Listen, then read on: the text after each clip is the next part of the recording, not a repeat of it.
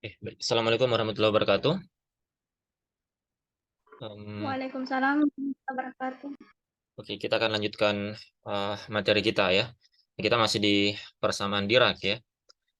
Di pertemuan sebelumnya kita sudah menurunkan rapat arus dan rapat muatan dari persamaan Dirac atau rapat probabilitas dari persamaan Dirac, di mana ini memecahkan salah satu masalah yang ada di persamaan Klein-Gordon, di mana rapat rapat probabilitas itu eh, tidak boleh negatif ya. Jadi dia harus lebih atau sama dengan nol ya. Nah, dan persamaan Dirac itu mampu menyelesaikan masalah tersebut. Nah, kita masih punya satu problem lagi yang ada di persamaan Klein-Gordon, yaitu masalah energi negatif ya, di mana eh, persamaan Dirac itu berusaha menjelaskan bagaimana kemunculan dari energi negatif ini.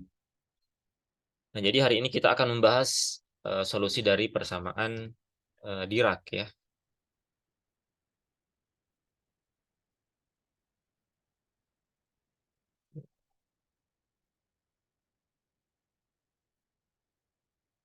Di hari ini kita akan membahas solusi dari persamaan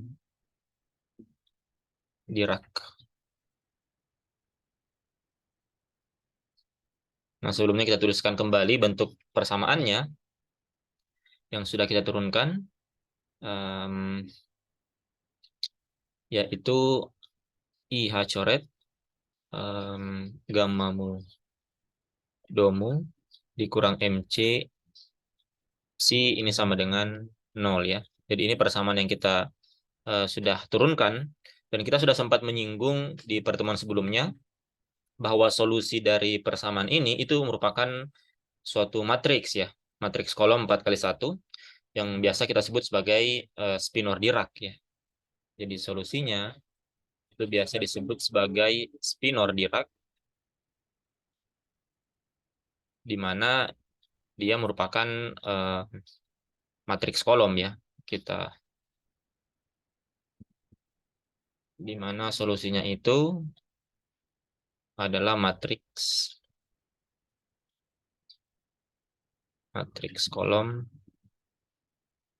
4 kali satu ya. Jadi C itu sama dengan C1, C2, C3, C4 ya. Nah, solusi dari persamaan Dirac ini itu diharapkan dapat menyelesaikan solusi energi negatif pada persamaan Klein-Gordon ya. Jadi solusi ini itu diharapkan nantinya eh, dapat menjelaskan ya, dapat menjelaskan energi negatif pada persamaan Klein-Gordon ya. Energi negatif yang muncul pada persamaan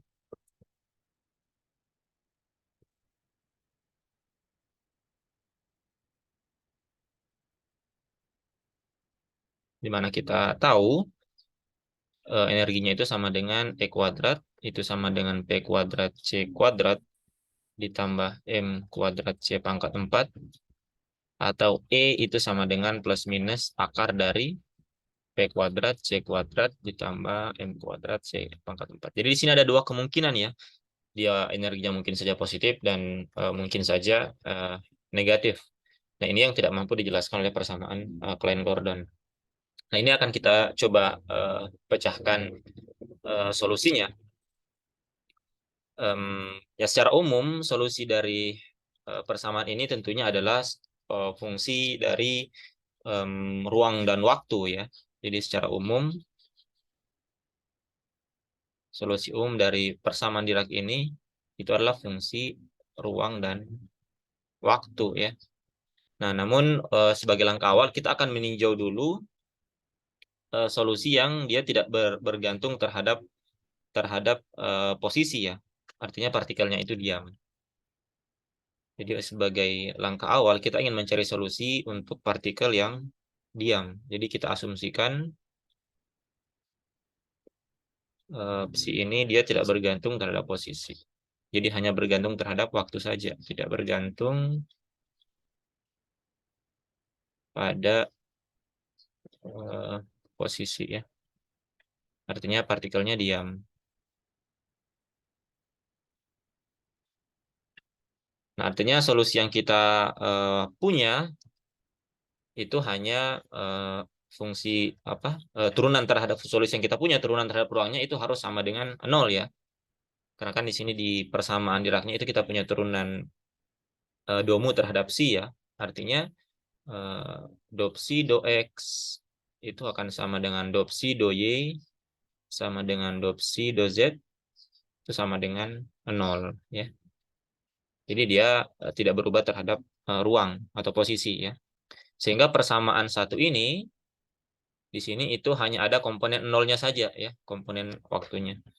Sehingga kalau kita tuliskan kembali persamaan satunya, persamaan satu akan menjadi IH coret dari gamma 0 psinya kita langsung saja operasikan ke dalam. Berarti di sini do psi, kemudian di sini C dt dikurang MC psi itu sama dengan 0 ya. Nah, ini tinggal kita operasikan dia ya. Nanti kita bisa mendapatkan solusi dari psinya ya. Jadi ini terlihat seperti persamaan diferensial biasa ya. Kalau kalian ingat di Fismat 1 ya. Dia persamaan diferensial orde 1. Dia karena dia hanya bergantung terhadap T saja. Nah, ini bisa kita tuliskan, kita sisakan gamma 0 dopsi dot T-nya itu kita sisakan di ruas kiri, atau ini bisa kita tuliskan seperti ini. IH coret per C, kemudian di sini gamma 0 dopsi dot T, nah, itu sama dengan MC psi ya. Kemudian IH coret per C-nya kita pindahkan ke ruas kanan, sehingga kita dapatkan psi 0 dopsi dot T, ini sama dengan sebentar, ini I-nya ke bawah ya. Kalau kita mau naikkan ke atas, artinya kita kalikan dengan I per I, berarti di sini menjadi minus ya. Ini menjadi minus I MC kuadrat per H coret psi ya.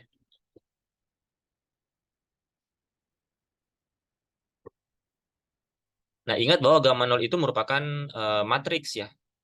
Kita sudah definisikan matriks gamma di pertemuan sebelumnya, di mana dia merupakan matriks 4x4, di mana komponennya itu merupakan isinya ada matriks identitas dan yang lainnya itu matriks 0 ya.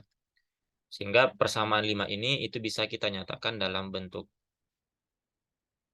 matriks. Jadi gamma 0-nya itu bisa kita bongkar. Gamma 0 itu sama dengan matriks 4x4 ya, di mana di sini adalah matriks identitas, di sini 0, di sini 0, di sini minus matriks identitas ya. Di mana I itu adalah ini ya, 1, 0. Ini kita ambil catatan di sini saya. Di mana I itu sama dengan matriks identitas ya, seperti ini. Jadi yang ini, kalau yang ini berarti minus 1, 0, 0, minus 1. Nah, ini kita kalikan dengan dopsi dot T ya. Nah, dopsi dot T-nya ini bisa kita tuliskan seperti ini. Kita nyatakan dia dalam dopsi A dot T, kemudian ini dopsi B dot T, di mana dopsi A di sini itu adalah psi 1, psi 2, dan psi B itu adalah psi 3, psi 4 ya. Atau sebentar kita akan tuliskan keterangannya ya. Berarti di sini minus I MC kuadrat per H coret. Di sini berarti psi A, psi B ya. Di mana psi A ini itu tidak lain adalah matriks psi 1, psi 2. Jadi kita menyederhanakan penulisan saja ya. Dan psi B-nya itu adalah psi 3 dan psi 4. Jadi yang solusi yang ini tadi, ini kita pecah ya.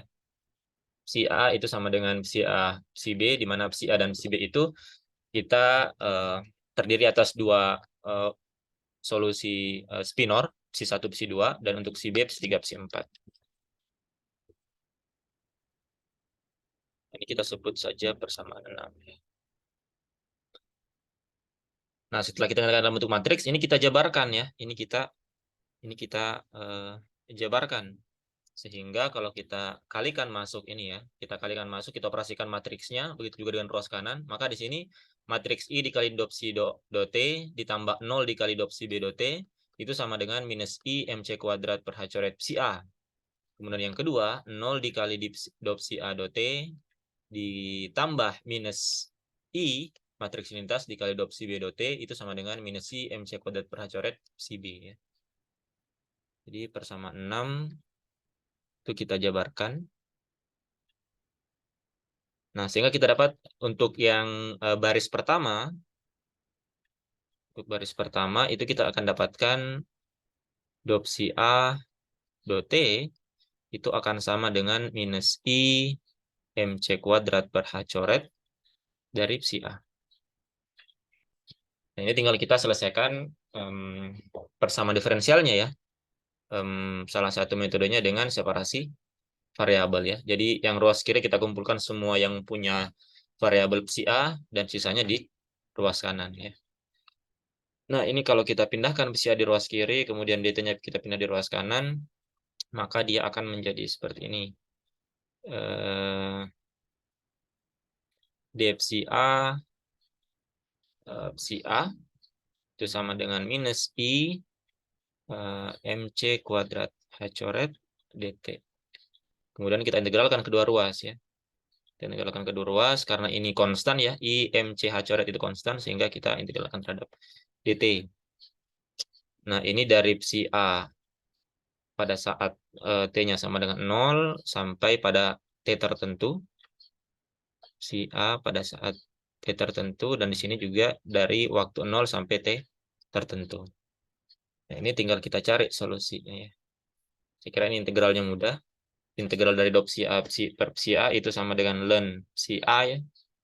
Ln psi A batasnya psi A 0 sampai psi A T ya. Kemudian ini sama dengan minus I MC kuadrat per H coret dikali dengan T. Ini dari 0 sampai T. Nah, ini tinggal kita masukkan ya. Berarti ini ln psi A dikurang ln psi AT dikurang ln psi A0 ya. Ln psi AT dikurang ln psi A0 itu sama dengan ini kalau kita masukkan syarat batasnya berarti ini T kemudian dikurang 0 ya. Berarti minus I MC kuadrat T ya. MC kuadrat per H coret T. Nah, ini ln psi A dikurang ln psi A0 itu bisa kita sederhanakan menjadi ln psi A per psi A0 ya, dari sifat logaritmik ya. Di ln ini sama dengan ln psi A pada saat T per psi A pada saat 0. Ini sama dengan minus I MC kuadrat per H coret T ya. Nah, berarti psi AT psi A0 itu sama dengan menjadi fungsi eksponensial ya. Berpangkat suku yang diruaskan ini. Berarti psi A pada saat T per psi A pada saat 0 itu sama dengan berpangkat minus I MC kuadrat per H coret dikali dengan T. Atau psi A T itu sama dengan berpangkat minus I MC kuadrat per H coret dikali T dikali dengan psi A0. Nah, jadi kita dapatkan bentuk solusi untuk psi A-nya. Ya. Nah, kemudian ini tadi untuk baris yang pertama ya. Baris yang pertama yaitu yang ini. Perkalikan baris pertama. Ini kemudian yang kedua, untuk baris yang kedua itu dengan prosedur yang sama. Jadi ini 0 dikali dot psi A dot T ditambah dengan minus I dikali dengan dot psi dot T itu sama dengan minus I MC kuadrat per H coret dikali dengan psi B. Ya. Jadi untuk yang kedua, ini kita sebut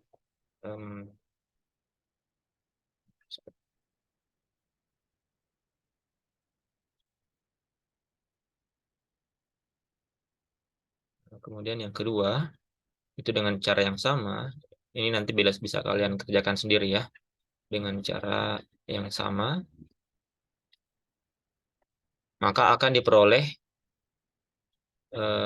nilai dari psi B-nya ya, psi BT-nya. Jadi tinggal dikerjakan seperti ini saja ya. Nanti bedanya paling di sini ada dia plus di sini ya. Ada karena dia di sini minus ya. Minus dot psi B dot T, di sini juga minus, minusnya nanti hilang. Jadi di sini hanya perbedaan tanda saja. Tapi prosedurnya sama. Nanti akan didapatkan solusi untuk psi B-nya itu sama dengan E berpangkat plus ya, dia plus IMC kuadrat per H coret kali T psi B 0 ya. Nah, jadi ini bentuk solusi umumnya ya. Nah, jadi kita sudah dapatkan dua buah solusi untuk psi A dan psi B-nya, di mana psi A psi B ini merupakan komponen dari spinor ya, komponen dari spinor yang merupakan solusi dari persamaan Dirac-nya ya. Nah, sekarang perhatikan kita tadi punya definisi dari energi ya untuk partikel diam.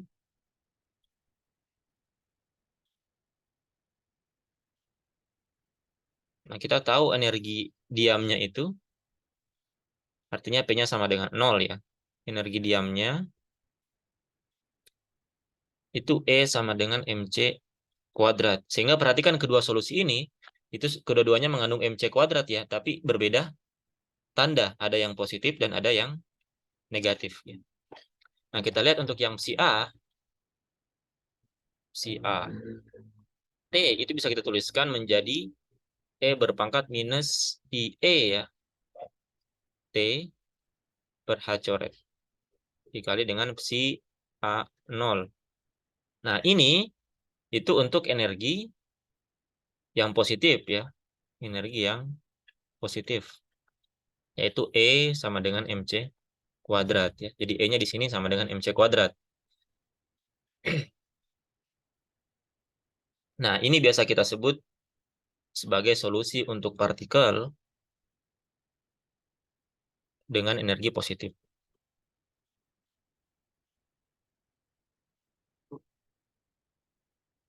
Nah, sedangkan yang kedua, ini energinya adalah negatif ya. Energinya itu negatif. Sedangkan untuk yang kedua, si B itu sama dengan E berpangkat IET ya per H coret. Artinya E-nya harus sama dengan minus MC kuadrat ya. Ini psi B 0. Nah, solusi ini itu untuk kasus energi yang negatif.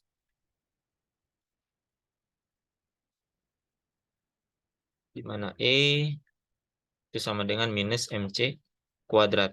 Nah, di sini Dirac menyatakan bahwa untuk kasus ini itu adalah solusi dari antipartikel. Nah, inilah kemunculan dari yang istilah yang disebut sebagai antipartikel ya. Antipartikel dengan energi positif. Nah, sehingga kita bisa menghilangkan istilah dari energi yang negatif ya, dengan memperkenalkan yang disebut sebagai antipartikel. Jadi antipartikel ini merupakan dia mempunyai karakteristik yang hampir sama dengan partikel, masanya sama, dan sifat-sifat yang lainnya, kecuali tandanya ya, atau muatannya. Contohnya misalkan kalau kalian pernah dengar, itu adalah elektron ya, si A itu dia mewakili elektron sebagai partikelnya, dan si B itu dia mewakili antipartikelnya, yang biasa disebut sebagai positron. Jadi masanya sama, sifat-sifatnya yang lain sama ya, momentum sudutnya dan yang lainnya, tapi yang berbeda adalah muatannya. Kalau elektron itu negatif, positron itu dia positif. Nah, dan kalau kita ingat tadi, psi A itu merupakan gabungan dari psi 1 dan psi 2 ya. Jadi dia terdiri dari psi A1 dan psi 2. Nah, ini mengingatkan kita pada kondisi keadaan spin up dan spin down. Kalau kalian ingat di fisika kuantum ya. Artinya apa? Persamaan Dirac ini itu hanya berlaku untuk partikel yang spinnya setengah ya. Jadi persamaan Dirac ini hanya berlaku untuk partikel yang spin setengah ya. Akibat adanya kemungkinan solusinya itu untuk kasus spin up dan spin down. Nah, sehingga dari sini kita bisa menentukan bentuk solusi total dari persamaan Dirac-nya ya. Ini saya pindah ke sebelah saja. Jadi kita punya sekarang solusi persamaan Dirac-nya. Itu dari sini ya. Jadi kita punya psi A, psi B, psi A itu psi 1, psi 2, psi B itu psi 3, psi 4 ya. Nah, kita bisa dapatkan solusi untuk psi satunya itu sama dengan E dikali dengan minus I mc kuadrat per H coret T. Nah, kita pilih psi A0-nya karena ini merupakan biasanya sebagai konstan ya. Kita pilih dia merupakan matriks 1 0 0 0. Nah, ini biasa kita ini mewakili untuk elektron untuk spin up ya. Kemudian psi 2 itu untuk yang spin down-nya. Berarti di sini E minus I mc kuadrat per H coret T bentuk matriks kolomnya 0 1 0 0. Nah, ini mewakili elektron untuk spin down. Nah, sama untuk psi 3. Psi 3 itu untuk positronnya. Berarti di sini E pangkat I mc kuadrat per H coret T. Ini berarti 0 0 1 0 ya. Nah, ini untuk positron spin up. Kemudian untuk psi 4 berarti E pangkat I mc kuadrat per H coret T 0 0 0 1. Ini untuk positron spin down. Nah, jadi ini bentuk solusinya ya. Nah, ini kalau kita masukkan ke dalam persamaan Dirac, maka dia akan memenuhi. Walaupun ini untuk kasus khusus ya, untuk partikel yang diam, artinya momentumnya sama dengan 0, P-nya sama dengan 0, sehingga energinya di sini itu sama dengan mc kuadrat ya. Energi yang di sini itu P-nya 0 untuk kasus dia diam ya, karena P itu kan massa dikali dengan kecepatan ya. Maka ini 0, maka energinya itu energi diamnya itu adalah mc plus minus mc kuadrat. Nah, jadi ini bentuk solusi sederhana untuk persamaan Dirac ya, di mana untuk menjelaskan keberadaan energi negatif adalah dengan memperkenalkan yang disebut sebagai antipartikel.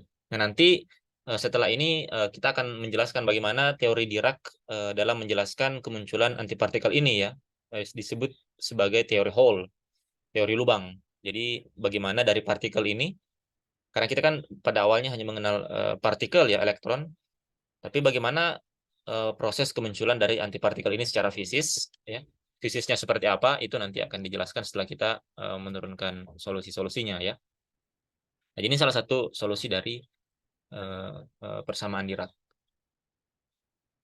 Nah, tapi ini untuk kasus partikel yang diam ya. Artinya kecepatannya sama dengan 0, momentumnya sama dengan 0. Nah, sekarang kita akan ke solusi yang kedua. Nah, solusi yang kedua itu disebut sebagai solusi plane wave. Nah, di sini kita mengambil kasus yang lebih umum.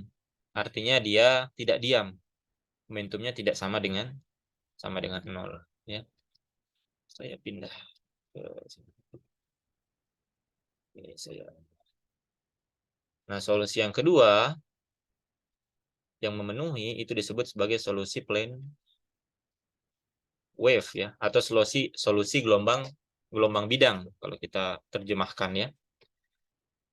Nah, bagaimana cara menentukan solusinya?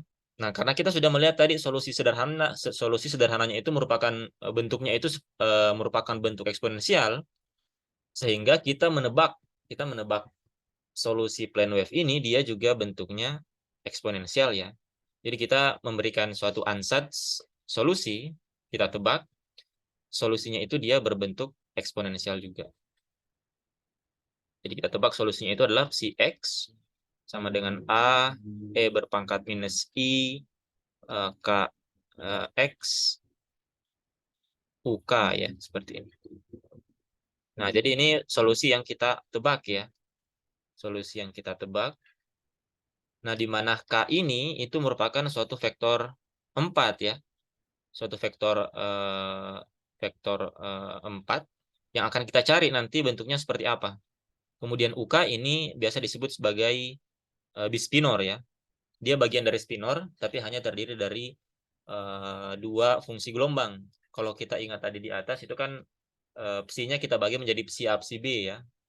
Nah, kalau di sini psinya itu kita bagi nanti menjadi U, di mana U ini disebut sebagai bispinor ya. Nah, jadi apa yang akan kita lakukan nanti? Nah, kita akan mencari vektor dari kamu ini, kamu. Jadi mu-nya berjalan dari 0, 1, 2, 3 ya, untuk waktu dan ruang. Kemudian vektornya tersebut nanti akan kita hubungkan dengan bispinor U-nya sedemikian rupa sehingga nanti solusi psi-nya itu akan memenuhi persamaan Dirac ya. Jadi idenya itu kita akan mencari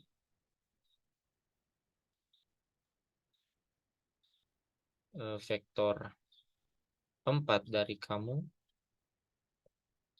dan menghubungkannya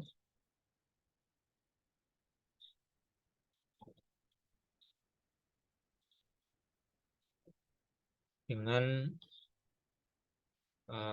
bispinor UK ya. Sedemikian rupa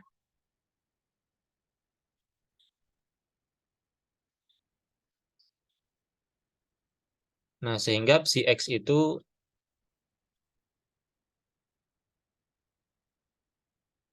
akan memenuhi persamaan Dirac.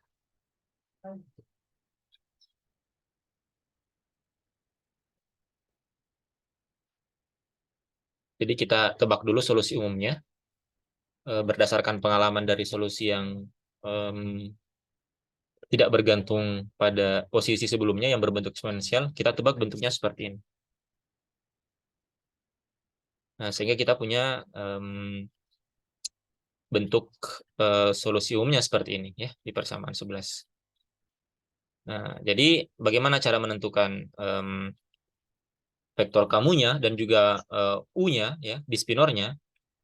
Nah, karena dia harus memenuhi persamaan Dirac, artinya ini kita substitusikan masuk ke dalam persamaan Dirac-nya ya. Jadi persamaan 11 ini kita substitusi masuk ke persamaan 1 ya, persamaan Dirac di atas. Sini. Kita punya psinya, kita masukkan ke sini ya. Artinya kita butuh nanti domu dari psi ya dan psi ya, karena di sini ada operasi diferensial. Sehingga sebelum kita masukkan kita cari saja dulu di sini dari psi ini, maka kita akan dapatkan domu dari psinya itu artinya turunan dari ini terhadap apa?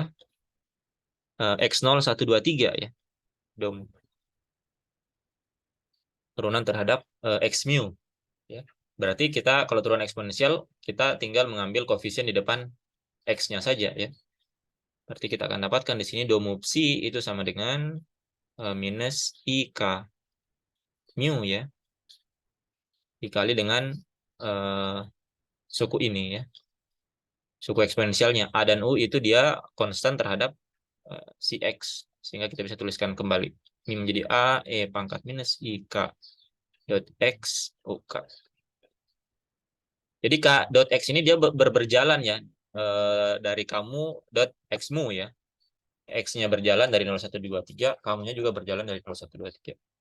Nah, perhatikan bahwa suku yang ini itu tidak lain adalah si X ya. Ini tidak lain adalah psi itu sendiri. Sehingga kita bisa tuliskan domu psinya itu sekarang menjadi sama dengan minus I K mu psi. Kita sebut saja persamaan. 12. Kita sudah dapat dom opsinya, kita punya opsinya, sekarang kita masukkan ke dalam persamaan Diracnya ya. Sehingga kita sekarang punya persamaan Diracnya itu akan menjadi I coret gammamu dikali dengan domupsi ya. Domupsi berarti minus I kamu psi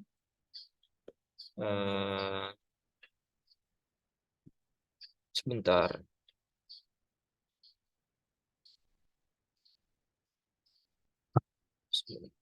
I kamu atau kita tuliskan saja ini ya. Kita tuliskan saja karena kita butuh nanti UK-nya. Kita tuliskan saja secara keseluruhan di sini. Kita jabarkan saja. Berarti di sini I kamu A dari E pangkat minus IK X ya.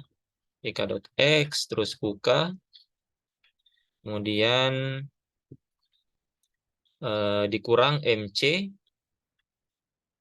dikali dengan psi. Psi itu sendiri ini ya. Dikali dengan A E pangkat minus IK dot X. Nah, seperti ini. Nah, perhatikan di sini suku eksponensialnya itu ada di kedua suku ya. Yang ini dan yang ini. Sehingga ini bisa kita cancel ya. Berarti suku yang sebentar. Suku yang ini bisa kita cancel karena dia konstan ya. AE pangkat I ke X ini bisa kita cancel.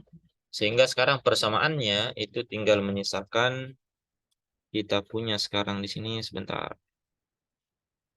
Di sini ada minus I ya, minus I dikali I berarti sama dengan minus minus 1. Berarti imajinernya hilang.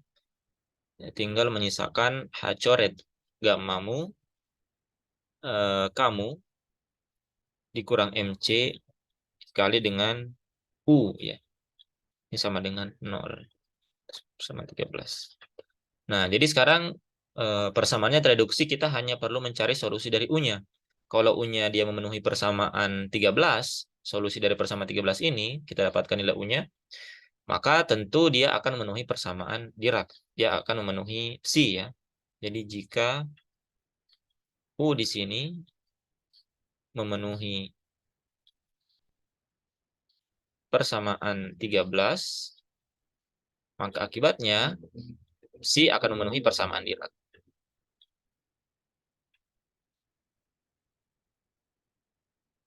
Karena U ini nanti akan disubstitusi masuk ke dalam persamaan Diracnya ya ke sini. Psinya ya, ini ya. Jadi kita cari solusi dari U-nya sekarang. Sehingga ketika kita dapatkan U-nya, maka otomatis psinya juga nanti bentuk psinya akan memenuhi si persamaan Dirac. Bagaimana caranya ya? Sekarang tinggal kita selesaikan persamaan ini ya. Kita tinggal selesaikan persamaan 13-nya. Nah, sekarang di sini kita lihat di sini ada perkalian antara gammamu dan kamu. Ini kita bongkar dulu. Jadi kita punya gammamu kamu. Nah, ini kalau kita jabarkan artinya dia akan berjalan ya dari 0 dan komponen I-nya atau komponen ruangnya. Artinya gammamu kamu itu sama dengan gamma 0 K0 itu dikurang gamma I KI ya. Nah, kita tahu gamma 0 itu adalah matriks yang di dalamnya ada matriks identitas ya, seperti yang sudah kita eh, apa tuliskan di atas, dan gamma I itu di dalamnya ada matriks Pauli. Nah, ini bisa kita tuliskan menjadi K0 dikali dengan matriks I 0 minus I 0 kemudian dikurang dengan KI di sini 0 sigma I ini adalah matriks Pauli ya, di mana matriks Pauli ini ada 3 ya, ada gamma 1 sigma 1 sigma 2 dan sigma 3. Nah, sehingga ini kalau kita operasikan ya, ini kalau kita operasikan kan dia akan kita kalikan masuk ke nolnya, kemudian kita kurangkan dengan suku yang kedua, maka kita dapatkan gammamu kamunya itu sama dengan K0 dikali I dikurang KI dikali 0. Berarti tinggal K0 saja. Ini tinggal K0 saja. Ini akan jadi tinggal K0 dikali dengan matriks lintas. Tidak perlu kita tulis. Kemudian yang kedua, K0 dikali 0 dikurang KI dikali sigma I ya. Berarti di sini minus KI sigma I. Di sini sebenarnya ada I ya, tapi tidak perlu kita tuliskan karena kita sudah tahu matriks I itu adalah 1001. Intinya agar suku K0 ini juga berbentuk matriks 2 kali 2 ya, sehingga bisa dioperasikan dengan komponen yang lainnya. Kemudian yang ini K0 dikali 0 dikurang KI dikali sigma I. Berarti di sini ada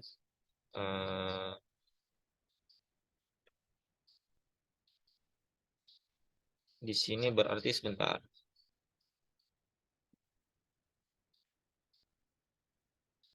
Ini minus juga di sini ya. Sebentar.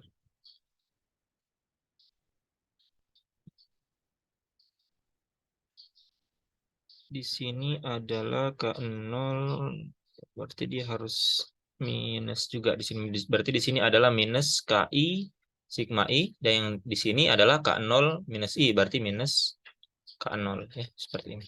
Ini kita sebut dia persamaan 14. Oke, karena waktunya 1 menit lagi, saya kira untuk sesi pertama cukup sampai di sini. Kita break dulu sebentar, nanti silakan masuk ke link yang sama ya.